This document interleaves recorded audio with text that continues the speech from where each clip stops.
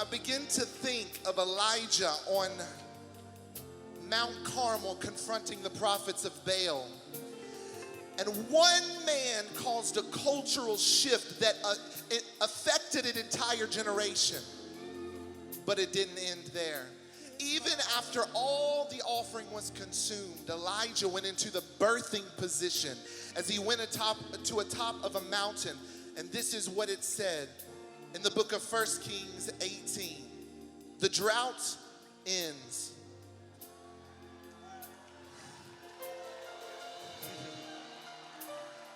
Just wait. Then Elijah said to Ahab, "Go up, eat and drink, for there is the sound of an abundance of rain." So Ahab, this was the king, went up to eat. He believed the word of the Lord. He went up to eat and drink. And Elijah went up to Mount Carmel, where that cultural shift just took place. And he bowed down on the ground and put his face between his knees and said to his servant, "Go up now, look toward the sea." So he went up and looked and said, "There's nothing." And 7 times he said, "Go again." Then it came to pass on the 7th time that he said, "There is a cloud as small as a man's hand."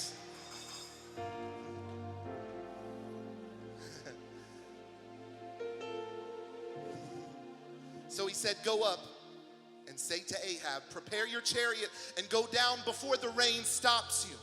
Now it happened in the meantime that the sky became black with clouds and wind, and there was heavy rain. So Ahab rode away and went to Jezreel. But then the hand of the Lord came upon Elijah, and he girded up his loins and ran ahead of Ahab. He ran ahead of Ahab. Now I want you to hear me very clearly. Ahab represented the prevailing culture of the day, the kingship, the rulership, right? And in this act of worship that Elijah released, the shift took place, and where the nation of God, the children of Israel, had fallen behind in culture. You know, church takes a long time to catch up to what the world is doing sometime. But in one act of worship, culture shifted, and a cloud began to come up above the sky where they stood. The king went ahead. But then something supernatural happened to Elijah.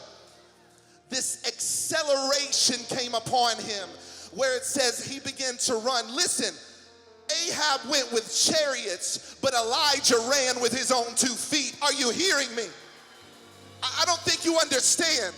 They're using all kinds of technology out there, trying to fabricate the anointing, the glory of God that you have access to 24 hours a day, 7 days a week. But I'm telling you, your eyes are going to be opened throughout this summit, and you're going to see just how powerful you are, just how far he's going to take you in the decade to come. And as that spirit of acceleration comes, I prophesy that the church will lead. The church will move ahead of the world. We will be the trendsetters. We will be the movers. We are the shakers. We are the cultural transformers. We are the kingdom ambassador.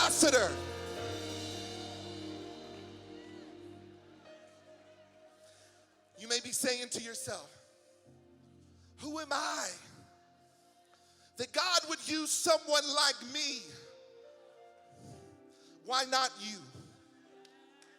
Why not you?